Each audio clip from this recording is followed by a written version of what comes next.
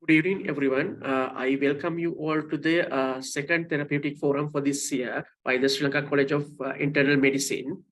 Today we have Professor Chamila Mettananda with us for the lecture. First, I would like to invite our President, Dr. Kumuduni Jayasin, to address the gathering. Thank you, Ranga. Good evening, everyone. I warmly welcome everyone to this Therapeutic Forum, Sri Lanka College of Internal Medicine. The Therapeutic Forum was introduced this year to improve your knowledge on commonly used therapeutics. So today, actually, I greatly appreciate the speaker, Prof. Chamila Mettananda, a very good friend of ours, and also a very valued member of Sri Lanka College of Internal Medicine. And she's going to talk on the therapeutics in dyslipidemia. And also I would like to thank Dr. Ranga Gunasekara, the lead of Therapeutic Forum, for organizing and moderating the event. And I invite all of you to enjoy this great lecture and join in with the discussion afterwards. Thank you very much. It's my pleasure to introduce Professor Chamila Mettananda, MBBS, MD, MRCP, FRCP, FRCPE, FACP, and FCCP. She's the professor and specialist in general medicine, Faculty of Medicine, University of California. Over to you, Professor Mettananda. Thank you very much. Thank you, Ranga, for that kind words of introduction. I would like to thank Dr. Kumudini, the president of SLCIM, Dr. Ranga, the coordinator, and the council for the invitation. It's really nice to be back with the SLCIM community. Let me first share my screen.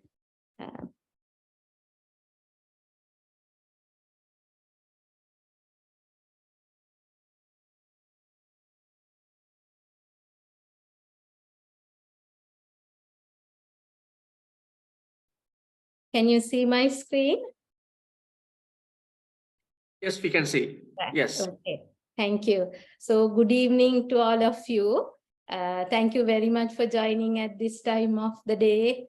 I know you all are very busy, and being physicians and the trainees, you are very well aware about hyperlipidemia management. So I'm very I'm conscious about your time. I know you don't want to listen to a talk like that you already know. And we had an update on NCDs last year as well. So I'm not going to repeat the same slides, I assure you.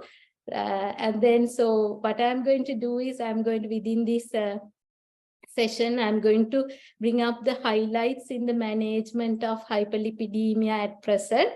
And then I will try to give you the evidence behind some changes when possible. And then at the end, I'm going to talk about the newer medications that are being used for management of hyperlipidemia, especially in Western world. Probably groundbreaking. I think they will come to Sri Lanka as well soon. Okay, so I have no disclosures apart from working in NHS, because I'm going to talk about medicines. I thought it would be better to say, right? So if we talk about hyperlipidemia management, when we had the last update, we had 3 guidelines. The HA guideline, let me please get right. Okay, right.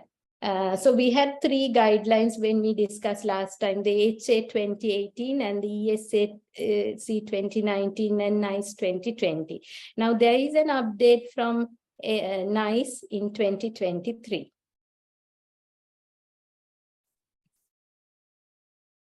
And if we talk about the latest national guidelines, actually the SLCIM and CCP started working on this guideline in 2018, and we almost finalized it in 2021.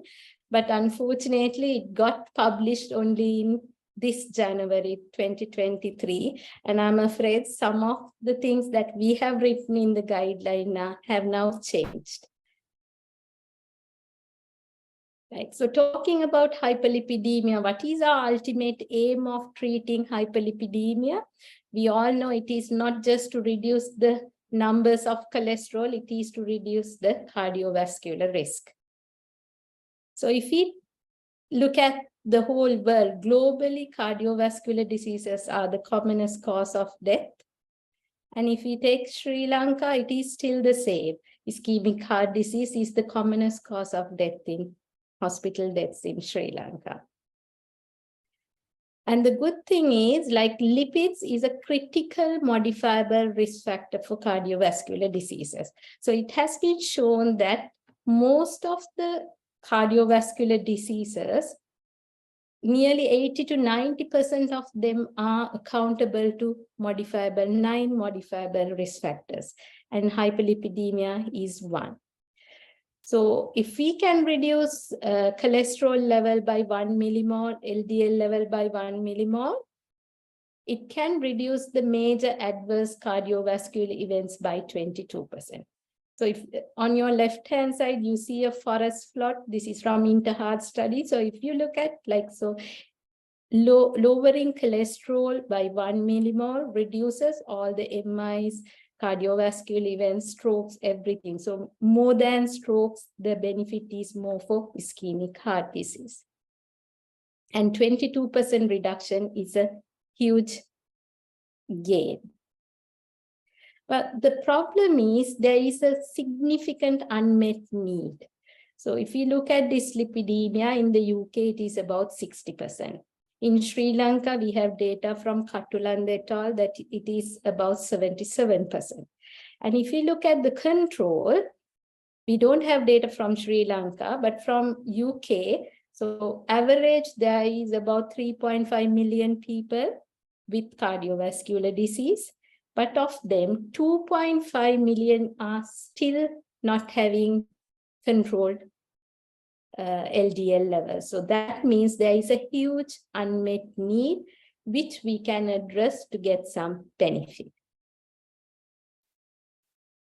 So this has been identified by the NHS as well as most of the Western countries, and they have identified 3 main things to control, especially to control cardiovascular risk, like prevention of cardiovascular diseases. They have identified A, B, C. A is the atrial fibrillation, B is blood pressure, and C is cholesterol. So their aim is to reduce cardiovascular diseases in the future by controlling these risk factors.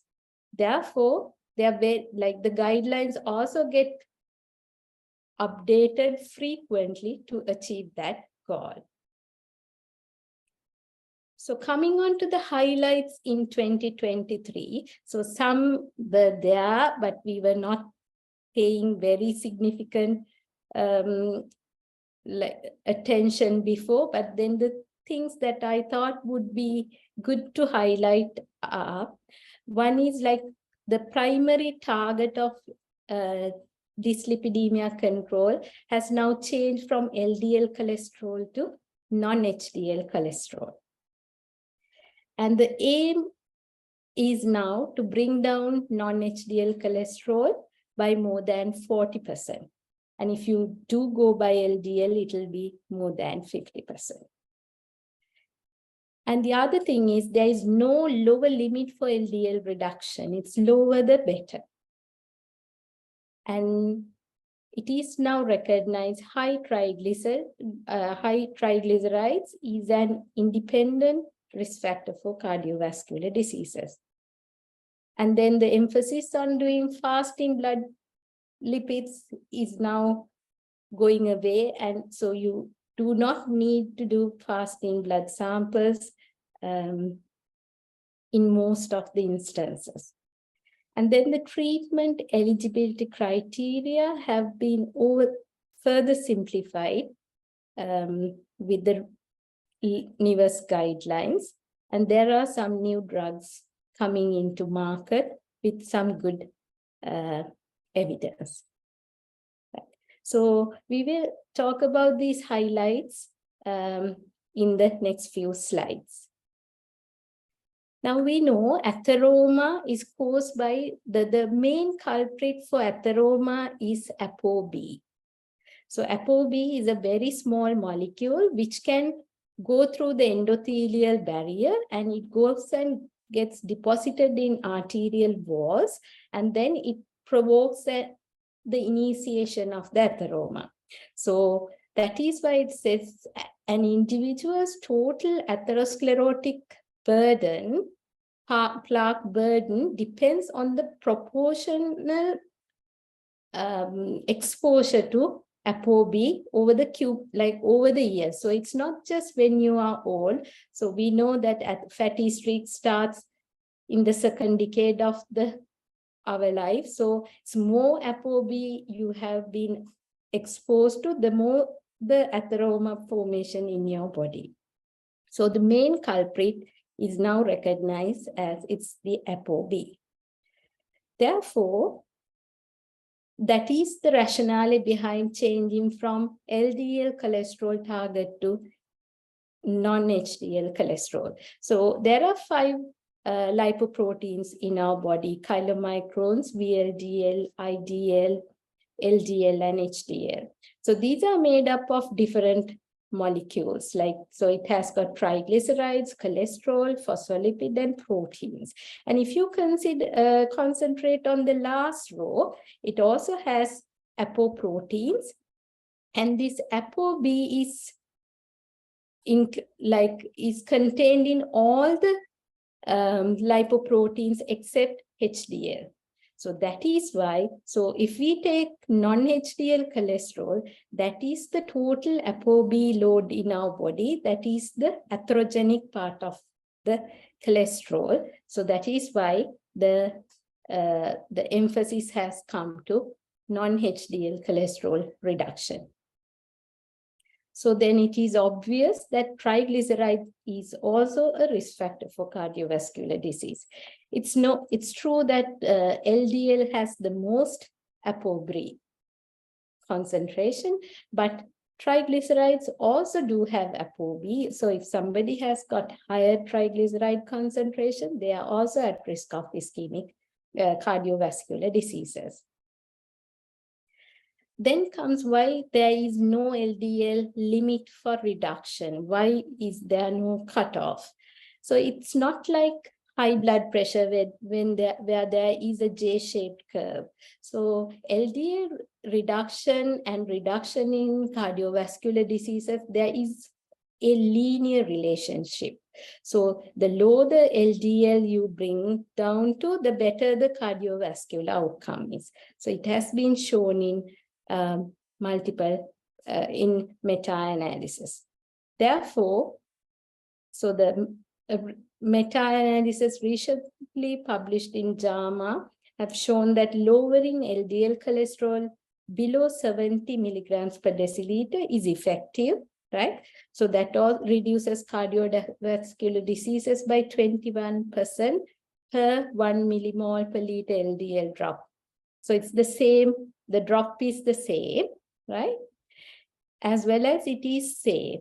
So the meta-analysis they have observed is like there is no increased risk of serious adverse effects by dropping LDL further. There is no increased muscle or liver-related adverse effects, no new onset diabetes just by dropping the LDL cholesterol limit, or there is no hemorrhagic stroke or cancer.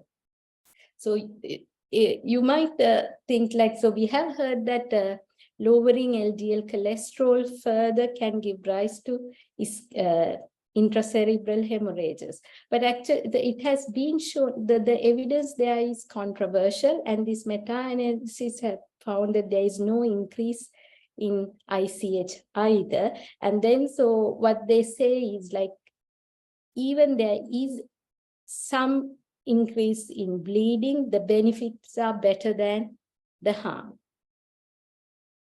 So that is the reason why there is no LDL lower limit. Right. Then the other highlight is like, there is no need to do fasting lipids anymore in most of the circumstances. The reason behind this is, again, like if we take a fasting lipid and a non-fasting lipid, the difference comes in only in the triglyceride level. And if we take on average, like usually the difference is about 0.3 millimoles per liter. And then this is of no clinical significance to an average person. And on the other hand, non-fasting lipid profile has a very good practical advantage where like the patient uptake is better. So therefore, now the recommendation is to go for a non-fasting lipid. However, but if somebody has got triglycerides more than 10 millimoles per liter, so that means like more than 900 milligrams of triglycerides, then it is advised to do a fasting lipid profile. Right. Now coming on to treatment eligibility, now the criteria has got further simplified due to two reasons. One is like it is well known that statins offer a huge benefit in reducing cardiovascular risk. And the second thing is we know statins are a safe group of medicines that have been in practice for long.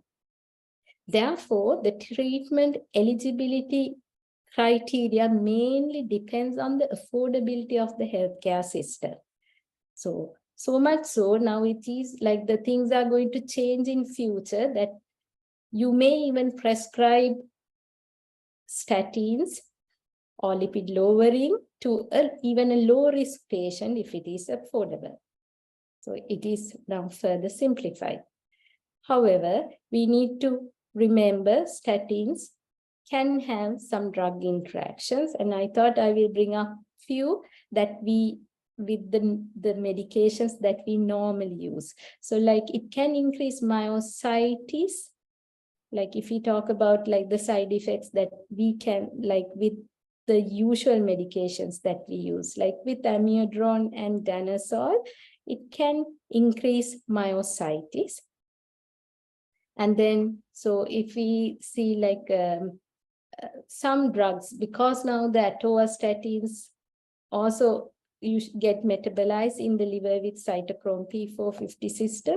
So the drugs that increase or decrease, which cause enzyme induction or inhibition can give rise to some side effects. So special things, I think, like, so we usually do not care a lot about prescribing amlodipine and atorvastatin, but need to remember, like, I mean, so this amlodipine can increase the atorvastatin concentration in the body if co-prescribed. Similarly, ticagrelor also has some similar effect.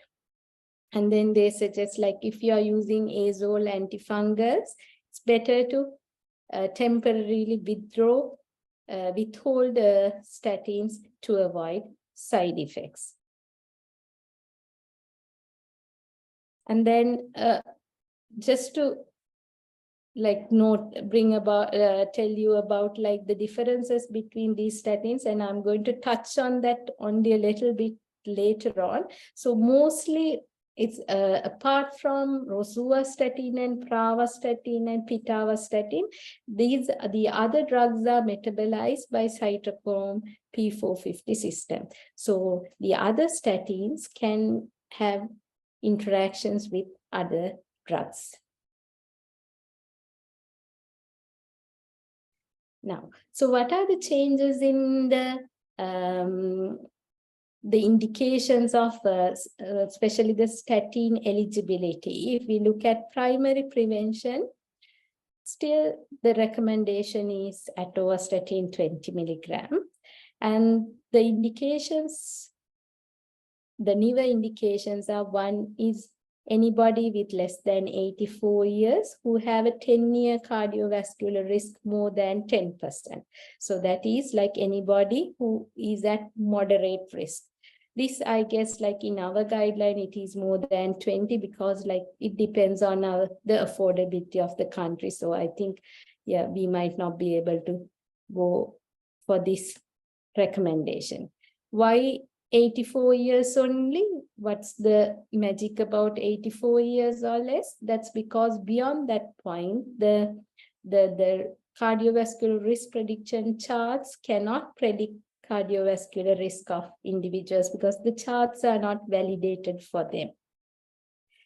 And then there's no change about the eligibility for type 1 diabetics. So if they have had disease for long, if they have nephropathy, or if they have any other significant cardiovascular risk factors, and so they are considered high risk, they need to be on statin. And say if they have CKD and familial hypercholesterolemia, again, they are considered high risk and they should be on statin.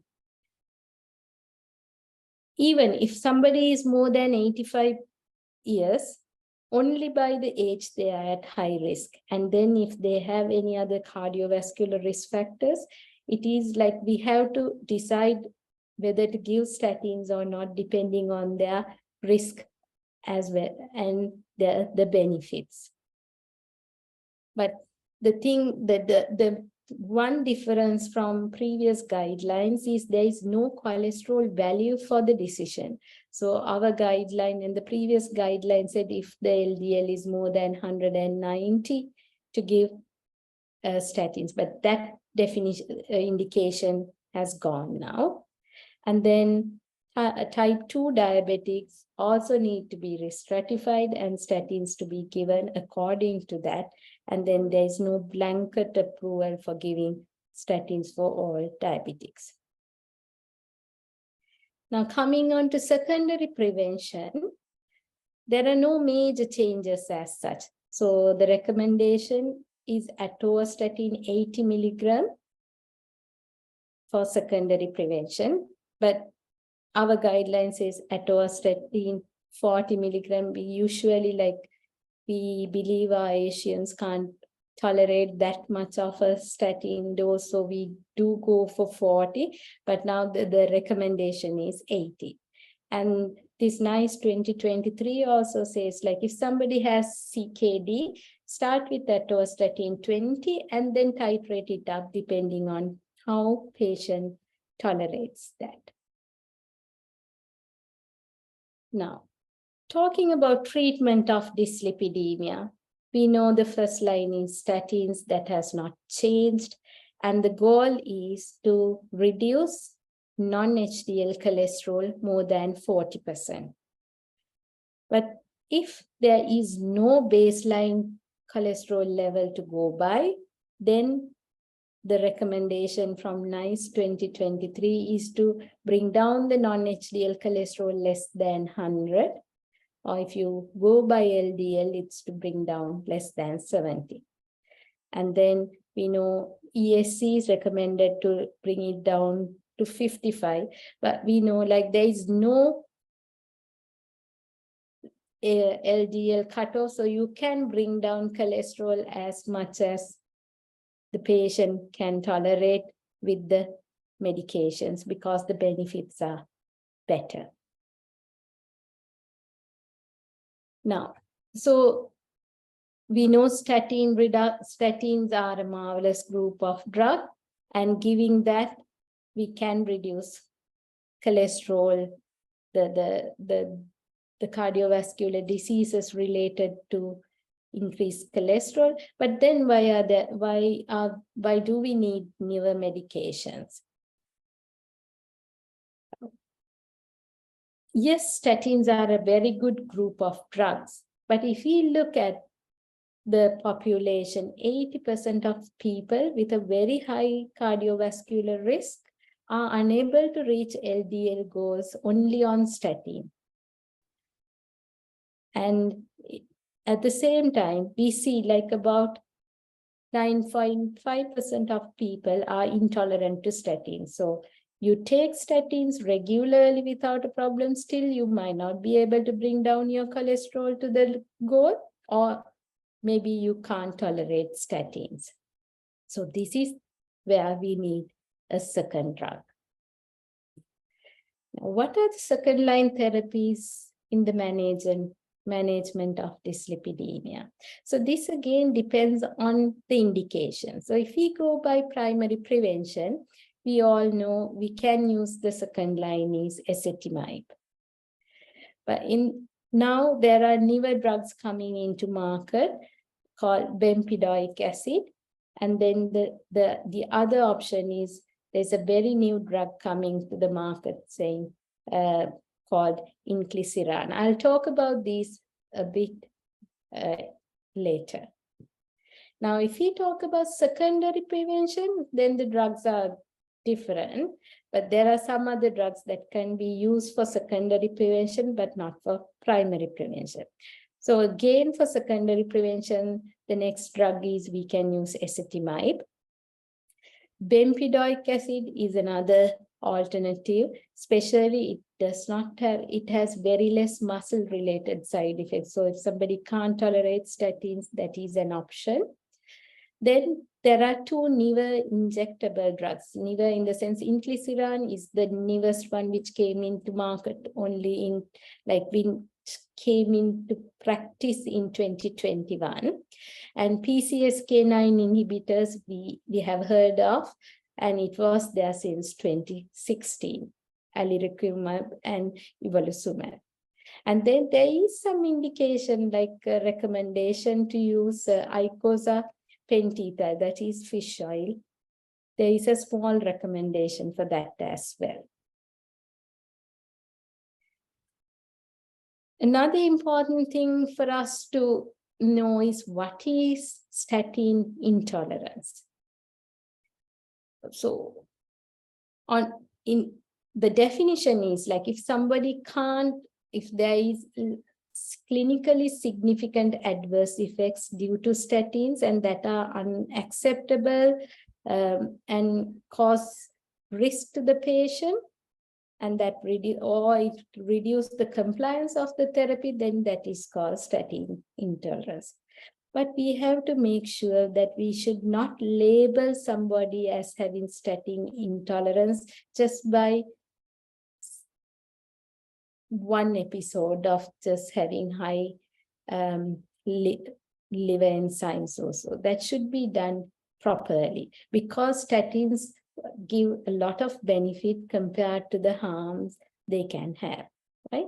So to say so, you have to demonstrate that the symptoms and signs of the statin intolerance, they should resolve with de-challenging. That means when you stop statins, the symptoms and signs should go away.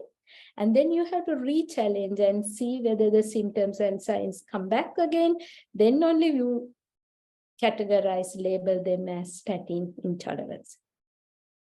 And like genuine statin intolerance is usually less common than we observe.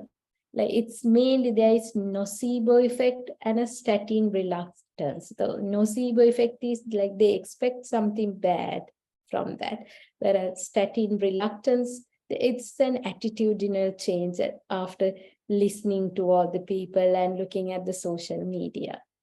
So we have to be careful when we label somebody as having statin intolerance. But if somebody is contraindicated to have statins, or if they can't tolerate statins, what should we do? So the important thing is, like this was there last time as well. So you do not routinely give fibrates, bile acid sequestrants, or nicotinic acid, or omega-3 fatty acid. So there is no recommendation to give any of these for statin intolerance. And then there is no recommendation to offer coenzyme Q10 or vitamin D to increase adherence to statin treatment. It has no proven benefit. Then the option is to go for the second-line drugs. I thought I will just show you what is new about monitoring. So the monitoring has not changed significantly. It is like, as we knew, we usually do a baseline lipid level and a liver enzymes. And then 3 months after, we have to repeat the lipid levels and the liver enzymes. So depending on the lipid control, if it is not controlled, you have to either titrate up the dose or go for add another drug to achieve your treatment goal. And once, like whatever, if you do any change in the statin dose or the management, then you have to repeat a lipid profile in about 3 months' time, and at the same time liver enzymes, to make sure that those are like the lipids are controlled and liver enzymes are not going up. But then after that, so once you have stabilized a patient on a particular statin dose, then it's only like you do yearly lipid profiles, but there is no need to do yearly liver function tests unless the patient is symptomatic. But the difference is, like in our guidelines, there is one difference. Like, so usually what we do is, before starting statins, if somebody have some muscle related problems only, we do a CK level. And then if their CK level is less than 4, usually you should not start statins. You have to first investigate the reason for that and start. But you need not do CK levels in all creatinine kinase. But then the previous guidelines, what we said was like, if this creatinine kinase is more than 10 times to stop statin when they are symptomatic. But then now the latest guideline says, if somebody has got creatinine kinase rise more than 5 times, to at least stop statin temporarily and investigate for the cause. And they again emphasize that there's no need to stop statins if somebody becomes diabetic, because the benefits are better than the disadvantage of not giving statins. Now, statin-related muscle symptoms, so statin intolerance, it's clearly, so the pathway is clearly defined in NHS, in the NICE guideline. So actually, like statin-related muscle symptoms is more common than the liver symptoms. So usually, like statin-related liver injury is very rare, whereas if at all, muscle symptoms are more common than liver damage. So they have a separate statin intolerance treatment pathway.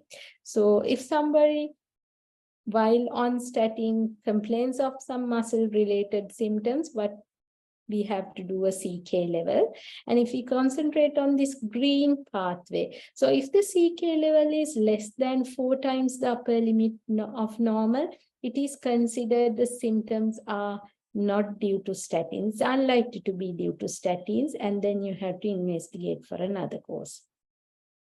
But if the CK level is more than 10 times, if we concentrate on the red part, so if the CK level is more than 10 times, and if they have renal impairment as well, or like if the statin CK levels are like about 50 times high, then you have to consider it as rhabdomyolysis, which is very, very rare.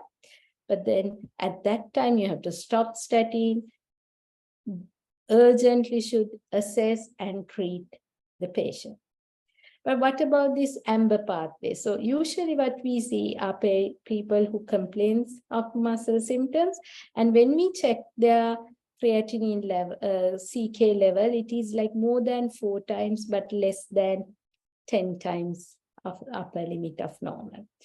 What is suggested is to stop statins temporarily for about 4 to 6 weeks.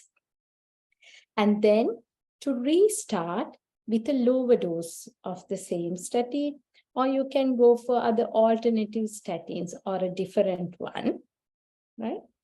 And this is done when there are no symptoms, and the patient should be without symptoms for at least 2 weeks, and then the CK level should be normal. So this is the re-challenge.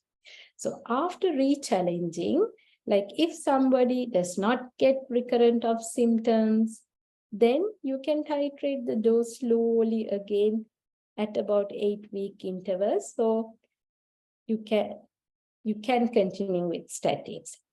But when you re-challenge the patient, if the symptoms recur, then that is where you label them as having statin intolerance, and then you need to prescribe second-line medications for them. Okay. Now, talking about non-muscle-related statin side effects, right? So again, so like we'll say usually like, I mean, they can have slight increase of liver enzymes, but less than 3 times of the upper limit. That is usually expected with when statin is working in the body, because like the liver enzymes, everything get like it works with all the liver enzymes and cholesterol metabolism in the liver. But if somebody comes with like liver related symptoms like nausea, vomiting, jaundice, that is very, very rare, very rare. But if they come with mild symptoms, again, the pathway is like for muscle, you de-challenge them, means you stop statin, wait for some time for the symptoms to get better, and you can re-challenge them with a different sort of a statin. Especially like, I mean, you can, if somebody was on a hydrophilic statin, you can go for a lipophilic one. I will talk about these hydrophilic and lipophilic statins in my next slide. So the only thing to remember is the cardiovascular benefits of statin treatment is high in high-risk population, and it outweighs the rare adverse effects of statin. So you do not preclude somebody getting statins mere because of high liver enzymes, but if it is less than 3 times upper limit of normal, you can think of starting statins. Now, little bit about this lipophilic and hydrophilic statins.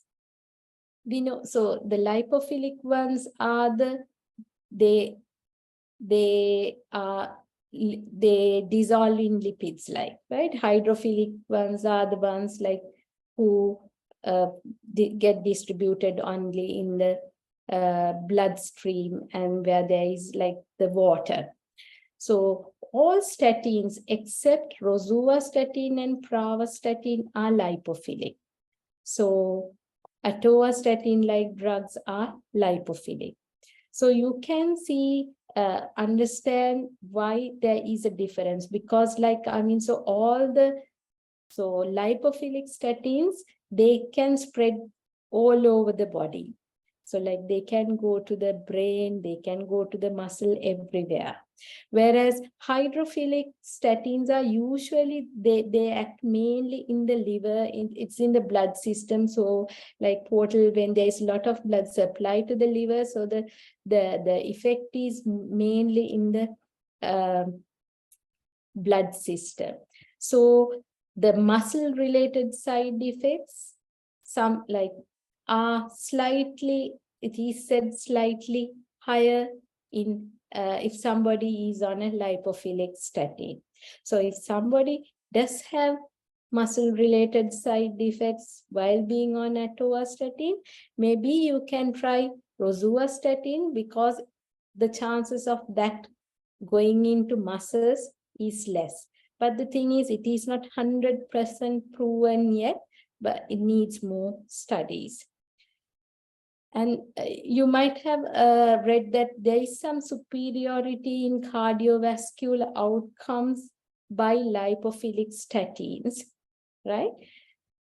But it's saying like, I mean, because it is lipophilic, it can act in every, like all over the body and can give rise to more benefits. But on the other hand, they think this could be just because of the LDL lowering. So it is not 100% known whether actually lipophilic statins are better than hydrophilic statins. But of course, it is known like, so you can imagine as well. So it's like, because like hydrophilic statins, they don't go into the brain. So it's like and they are not widespread acting like the lipophilic ones. So they have less pleiotropic effects. So like, it's not only lipid lowering that we expect from statin. We want statins to stabilize the blood vessels, a lot of other benefits as well. Those benefits are said slightly less with hydrophilic statins. And that is where, like, so some studies have shown that the lipophilic statins have a lesser overall benefit in heart failure patients compared to lipophilic statins. So it's technically, yes, muscle-related side effects and non-statin-related side effects can be higher in lipophilic with lipophilic statin. So it's like atorvastatin-like drugs, but then it is not 100% concluded. So it needs further studies to confirm that. But if somebody do have muscle symptoms with atorvastatin, I think certainly you can. So when you re-challenge, you can go for something like rosuvastatin to see whether that gets better. Okay. Right. Now I'm going to take you through the lipid lowering drugs. I'm not going to talk about statin and like the drugs that you know a lot about, but I will give you a flavor of the newer drugs because we might see them in our country also in future, right? So we know statin is the first drug, the commonly used one. It acts in the HMG, like by inhibiting this HMG CoA reductase enzyme. So this is the pathway that cholesterol production, so it stops cholesterol production.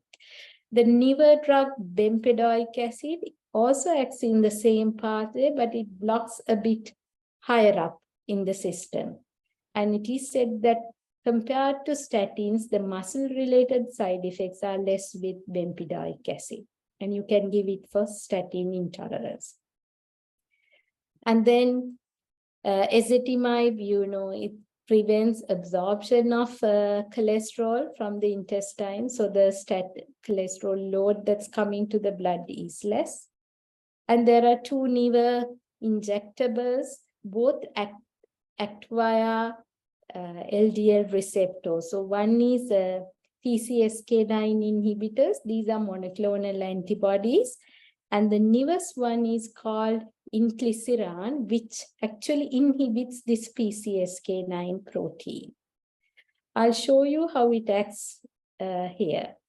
So this is a liver cell, right? So the normal process of lipid metabolism is like there are LDL receptors, the purple one on the liver cell, and this LDL, the blue one, this goes and binds this receptor, and this complex goes inside the cell, get degraded in the lysosomes, and this LDL receptor usually comes back to the cell surface. It gets recycled. Now, what happens with PCSK9 protein is, like, it does, like, when this PCSK protein, when it binds the LDL receptor, this LDL cholesterol complex go inside the lysosome, but it degrades the receptor as well. So there is no receptor coming back onto the cell surface. So LDL receptors level will go down in the body, so that the number of cholesterol molecules that can be metabolized by the liver also goes down. That is how it works. But then, sorry, that's the purple work. That's what PCSK9 protein does. But now the PCSK inhibitors, what it does is it's a monoclonal antibody to this protein. So this green one is the PCSK9 inhibitor. So this antibody goes and binds this PCSK9 protein. And now this protein can't go and bind the LDL receptors. So the usual LDL receptor cholesterol metabolism pathway can take place, and the LDL receptors get recycled to the cell surface. That is how PCSK inhibitors act. The newer drug, inclisiran, is even clever. What it does is it stops this protein production, PCSK protein production, by acting on the nucleus, and it silences mRNA that code for this protein. So there is no PCSK9 protein, so there's no problem in the LDL receptor recycling. The other important thing about inclisiran is, like, so what happens that when we give somebody statins, it reduces the cholesterol level in the body, right? And at the same time, so there is more LDL receptors produced as well. And same time, the nucleus also started to produce equivalent amounts of like PCSK9 protein. So when it is saturated, so there is a point that beyond that, the statins can't reduce LDL cholesterol level, because so there are no enough LDL receptors on the liver cell, because a lot of PCSK protein have bound to those, and then the receptors get destroyed inside the cell. Now, inclisiran, what it does is, like, if somebody comes to statin intolerance, like there is no more, the statins can increase LDL degradation. Now, inclisiran does is it prevents PCSK protein production, so that whatever the LDL receptors that are there, it gets recycled. So there is enough LDL receptors on the cell so that it can overcome statin resistance. So that is the most important thing about this newer medication. Okay. So here what I'm going to do is I'm going to compare the newer drugs just to bring up the important things. Like we know ezetimibe, it can reduce LDL to about 13 to 20% from the baseline. And the adverse effects are rare because it doesn't get absorbed. So you need not reduce dose in mild hepatic or liver renal impairment. So that's good about that. And usually this is the second line therapy, especially for primary hypercholesterolemia. Then there is a newer drug called bempedoic acid. I show you where it works. So bempedoic acid, Now, added to ezetimibe, the combination can reduce LDL with further 28%. So that's again a good reduction. The important thing is this has less muscle-related effects, so can use in statin intolerance. But we need to know that this can precipitate gout. So if somebody has gout, you don't give it. And the other thing to highlight is like, yes, we know this can reduce LDL level, but we don't know whether this actually reduces cardiovascular outcomes. So for that clinical outcome data, we are expecting. Right? Then coming on to PCSK9 inhibitors, evolocumab and adalimumab.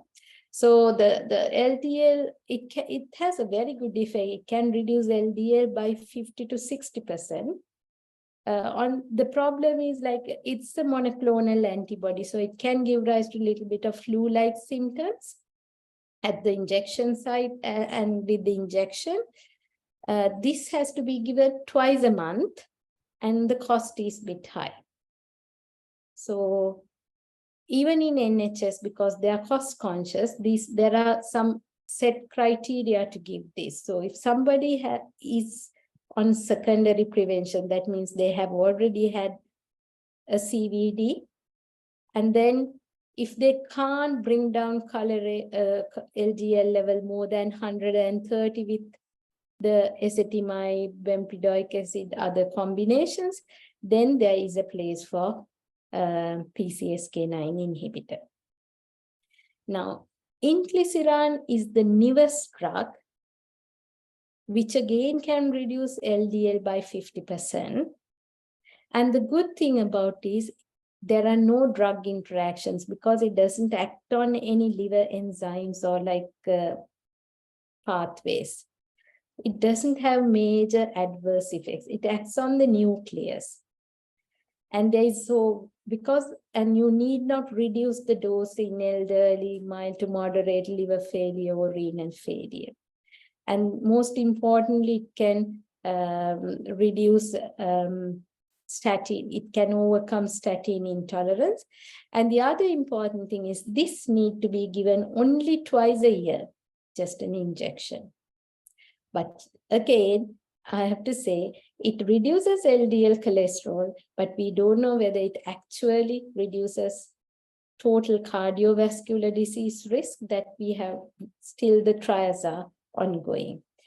But NHS is very cost conscious, like more than even Sri Lanka. So in Sri Lanka, we can give anything, but then here, like it's controlled, they can't go beyond guidelines, but this is now included in the NICE guidelines, and then NHS has started to roll in this out. So the indication is if somebody has got LDL cholesterol persistently high, more than 100, despite being on maximum dose of statin, you can give it, but you can give it for primary prevention as well. Now, little bit about icosapentaethyl, the fish oil. Right. So there is an indication to give fish oil only in these patients. In somebody who is on, like who has had previous CVD. So it's only for secondary prevention, and the patient should have been on a statin, and the cholesterol should be controlled, but triglyceride is higher. That is the only place where to give this one, the fish oil. But again, the dose is very high. It's to give, we have to give 2 grams twice a day, not the dose that we normally use. And this is not cost effective for primary prevention, and there is no place for monotherapy at all. So this recommendation is only for secondary prevention with statins. And the important side effects to mention are, it can cause bleeding tendency and bruising, atrial flutter is reported, and cause constipation. I thought you must be like, there is a burning question on hypertriglyceridemia in you as well. like in your mind. So I thought just to put one slide on. So below, like if somebody has got triglycerides above 10, then the risk is mainly acute pancreatitis. That is what we are worried about. Then you have to repeat triglyceride levels with a fasting lipid, and then you have to treat accordingly. But usually what we see are people who have a triglyceride between 4.5 and 9.9. That means between 400 and 900. These patients also could be at high cardiovascular risk, and their cardiovascular risk is not going to be exactly calculated by the usual risk calculators, because usual risk calculators don't consider triglyceride level. So the management is, number one is we have to optimize the management of other cardiovascular risk factors, as well as we optimizing the secondary causes. We treat this as a normal hyperlipidemia, start with statin, there is no change. And as I told you before, there is some indication for fish oil, as I told you before, but there is no recommendation for fibrates in treating hypertriglyceridemia, only for management of cardiovascular risk. Maybe there is some indication if the LDL triglyceride are very high, it's probably with familial hypertriglyceridemia. So I'm going to, I will quickly show the data for the latest inclisiran study, and then I'm going to stop. So the inclisiran is a novel drug. I think it's a major development. It's like, so it came into use with these 2 phase 3 randomized trials, Orion 10 and 11. So what they found was there is a LDL cholesterol reduction of 50%, and you need to give it only 6 monthly. This is what they found. If you give inclisiran to somebody, their cholesterol level by 3 months, it drops by 50%, and then it is persistent even at 18 months at this level. This is simply because it acts on the nucleus and control the cholesterol levels. So it seems promising, so much so that it has come to NICE guidelines, and NHS has started to roll it out from last September as a population health management approach, because like they look for cost effectiveness. So they have calculated the benefit long term, and it is cost effective. The actual cost of an injection is £1,900, but then it has been subsidized to like £49 with a partnership with NHS and the drug manufacturer and the Academic Health Science Network of the UK. I think like all the newer drugs do come into Sri Lanka, so there's no, like, I think it will come to Sri Lanka also soon, because it is going to be, it's just 2 injections if you can afford, and so it overcome all the problem with compliance problem, and it gives a 50% added benefit to statins, and then side effects are also less. But we still don't know the cardiovascular outcomes of this. Yes, it reduces LDL, whether it reduces heart attacks. So there is this Orion 4 trial is going on by Oxford University. So they are looking at to see at 5 years whether this reduces cardiovascular events actually. And then the early results are expected in December 2024. So, ladies and gentlemen, so in summary, I think, so the things to highlight are, we now have to aim non-HDL cholesterol reduction more than 40%. And then you see like the treatment eligibility criteria have now become less stringent. first line treatment has not changed, and we should try the maximum tolerated dose of a statin. Another important thing is like we have to like label genuine statin intolerance by like stopping statin and re-challenging and to see symptom reproduction. And then second line treatments are ezetimibe and inclisiran is a promising drug, and high triglyceride also we have to be mindful of. That's all I am going to say. Thank you very much for listening, and then I'm happy to answer any questions if I can. I will try to answer your questions. Thank you. Thank you very much, madam. Thank you for your thought-provoking and comprehensive lecture. And I'm sure our audience immensely benefited from this lecture. We have had nearly 150 participants, 100 from Zoom and another 50 from FV Live. So the first question is, in ICH acute management, is atorvastatin worsen the bleeding tendency?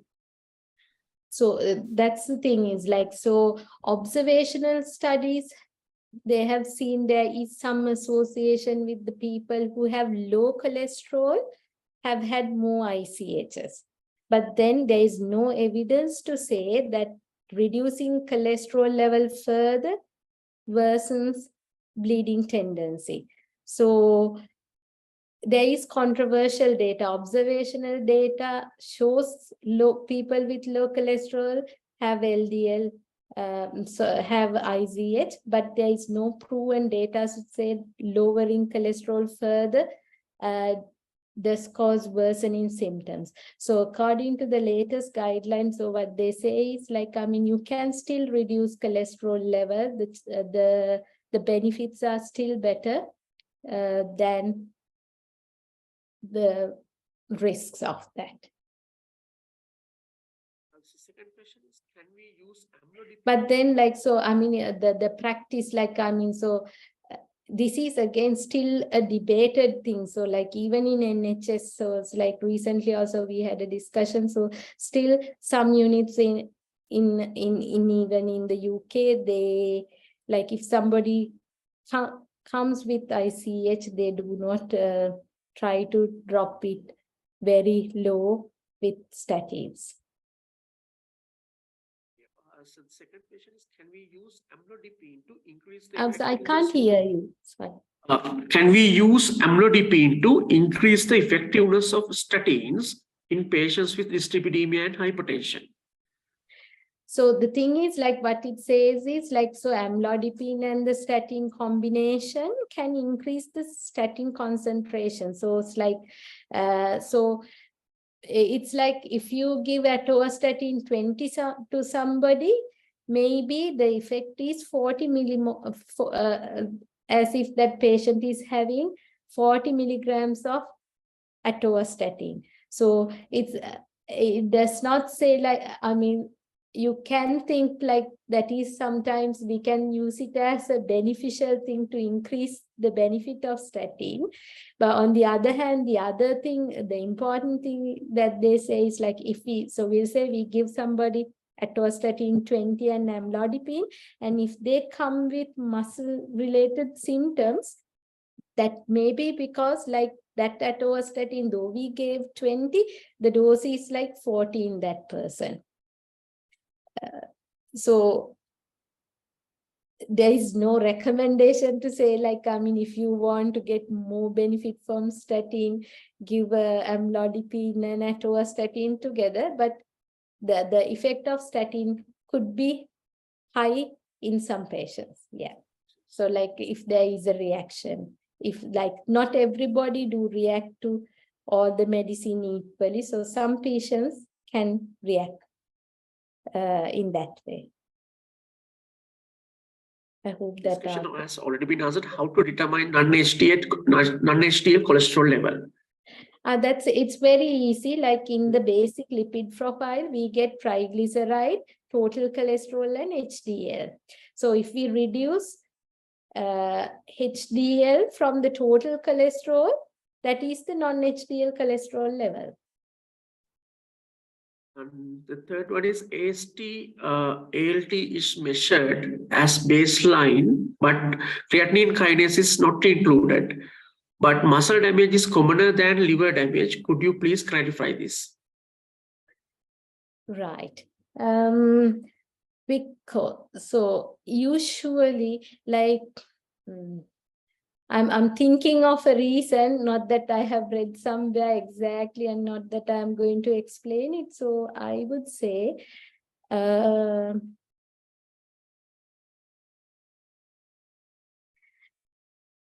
So unless somebody has got some muscle-related symptoms, they do not recommend to do creatinine kinase. And then it is only when somebody does have muscle-related symptoms that we repeat CK level to see whether that is related to muscle-related action. But LDL, because so we expect normally a rise in, in liver functions, we normally expect some rise in liver enzymes. And then it is said not to give statins if the liver enzymes are more than 3 times the upper limit of normal, because then it's going to be attributed to statins. But usually LDL rise 3 times is not an uncommon finding in the population. That may be one reason to do that, but I obviously do not have a proper reason to explain that. I haven't read it about. If I do find, I will, I will try to find, but I actually don't know the exact reason for that. Dr. Vasant Disarnaika, in a patient of type 2 DM with strong family history of ischemic heart disease, with NAFL, with liver fibrosis and low platelets, what statin you recommend? Lipophilic or hydrophilic statins are still recommended with non-HDL cholesterol level or risk stratification risk. The last part said are still recommended with non-HDL cholesterol level or risk stratification risk. So that's a very good question, sir. I think so. So starting with somebody with diabetes has got fatty liver and there is a liver involvement. What statin to give? So there 2 things so one is the lipophilic. So we can think of it in 2 ways.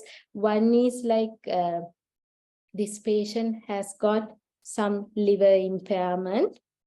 So a statin that is not metabolized in the liver would be the best.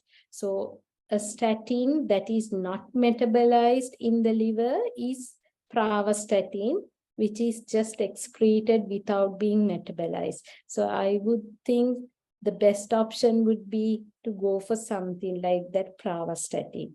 But we'll say if we leave that aside, if we do have atorvastatin and rosuvastatin,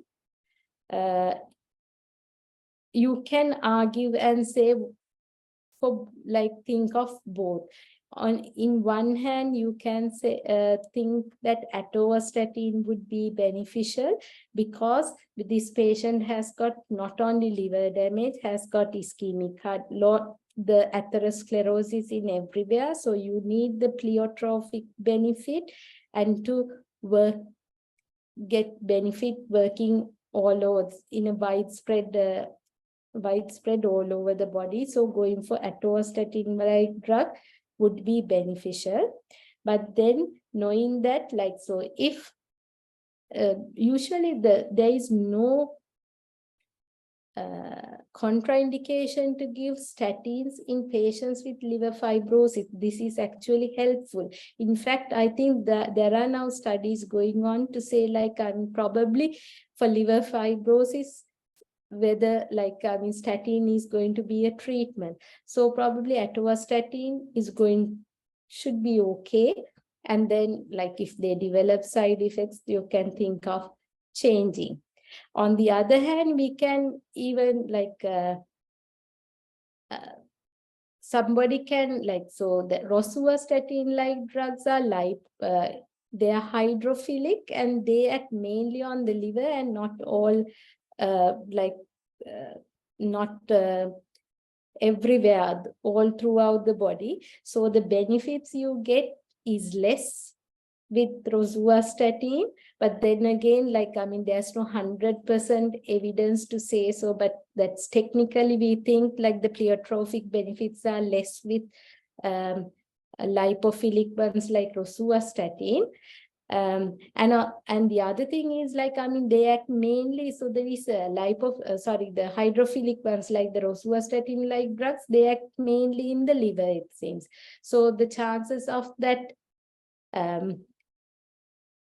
worsening little bit of liver symptoms is also possible, but maybe, like, the liver fibrosis is there. If the statins are beneficial in liver fibrosis, that also could be helpful.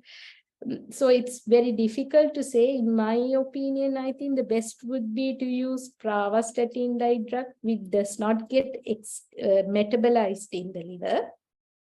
But if that is not there, I feel atorvastatin would be better than rosuvastatin, but then the trial evidence is not 100%, but technically that seems a better option because we need the pleiotropic effect everywhere. And there was the second question was, like, whether you go by the cardiovascular risk or whether you go by the non-HDL cholesterol level. So there is no indication to go by non-HDL. So, like, when we start statins, there is no no eligibility criteria saying to go by the cholesterol level. So it's going by the cardiovascular risk. So in his case, he will anyway be a high-risk patient.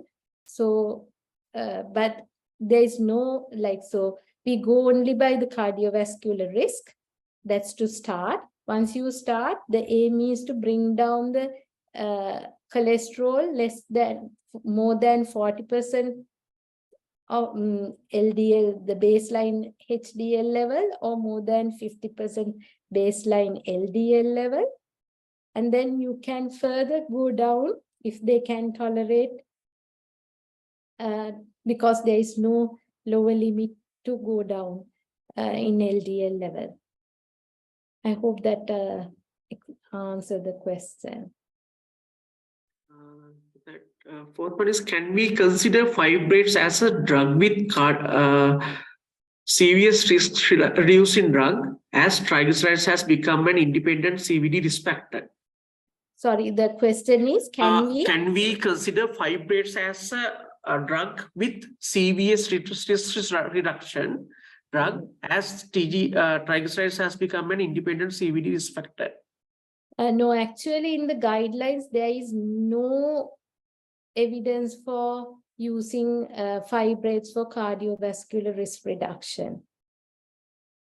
Because, like, it's because it is that trials, they have not shown there is cardiovascular benefit with fibrates. So it's like this. We know HDL cholesterol is the good cholesterol. Low HDL people are prone to get ischemic heart disease. But there have been trials with, like, they have developed drugs to increase HDL cholesterol level in the body, but that has not shown cardiovascular benefit. So likewise, like, fibrates have not been able to show that it reduces cardiovascular risk. There are no evidence, so that's why it has not come to guideline. But then high dose fish oil has come into guideline because like if somebody's cholesterol level is well controlled with statins, and then if their triglyceride level is high, there is no other option. So that's why they have studied it in reduce it trial, and they have shown if you give fish oil to a person who has controlled cholesterol but having high triglyceride levels, there is trial evidence that it can reduce cardiovascular risk. That's why it has come to the guidelines, but not fibrates are not, they don't have trial evidence. That's why, so if somebody has got very high triglycerides and to prevent them getting acute pancreatitis, there is a place for fibrates, but not for cardiovascular risk reduction. There are another nearly 10 questions. Do you have time to go through all those? Yeah, I'm okay. Yeah, if you all are okay. Is challenging done with same statin or a different class of statin? Yeah, so the three things can be done. One is like, so you can, if you are using the same statin, you have to go with a lower dose. Or like, so like we'll say, if the patient was on high intensity statin, like we'll say atorvastatin 40, you can go with atorvastatin 20, that is in the same intensity, and then try. Or you can like change the statin group, because like atorvastatin is a lipophilic one. You may try with rosuvastatin, then it would be better. Or failing those, actually you can go, the third option is you can go to a lower intensity. So if you were treating with high intensity statin doses, you can go to low intensity statin doses and see.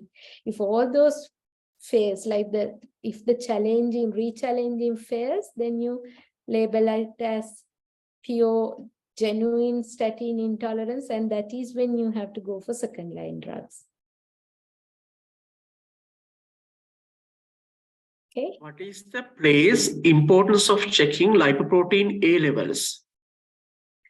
Yeah, lipoprotein A levels, like, so that is also like that was given a lot of importance as a cardiovascular risk factor as well. Especially it is seen in familial hypercholesterolemia patients. So, and it is expensive as well. So nowadays, like so like if you take all the total population, like ApoB has now become the most reliable predictor. So it's lipoprotein A, like you can check it once in your life, but there is no recommendation to do it in the guidelines nowadays.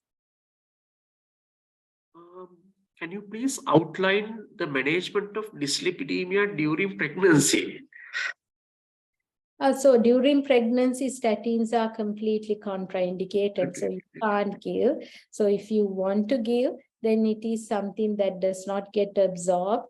Then, like, I think it sees a transient period, isn't it? Just 9 months. The best is to go with the treating the secondary causes, and then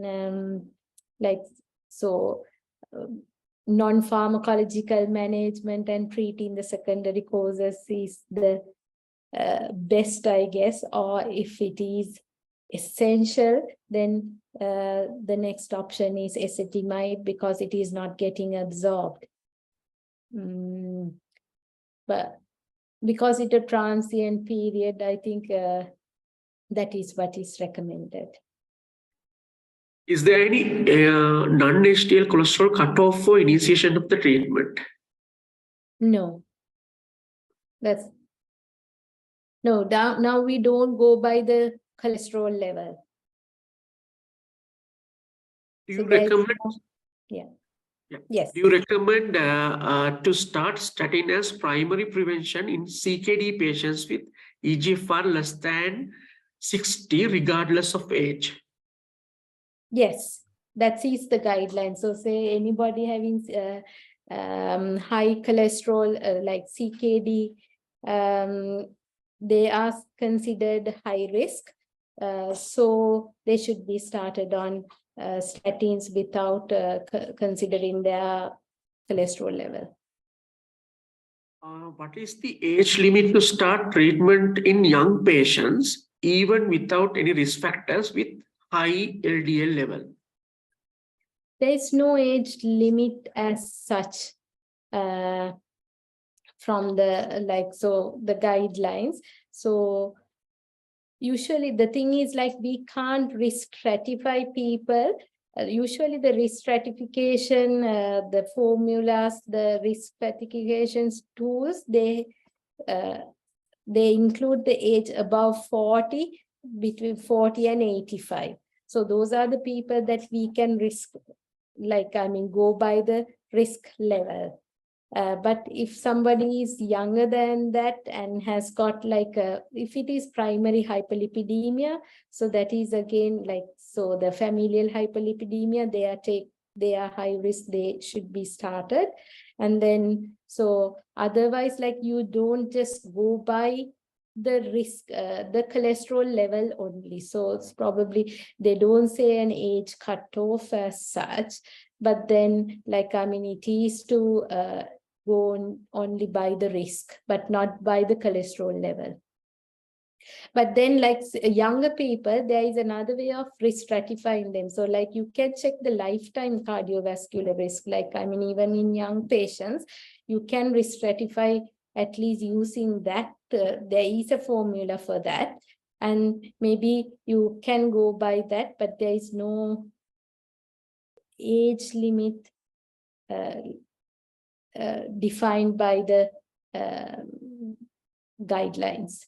So they say anybody below 85 years, likewise.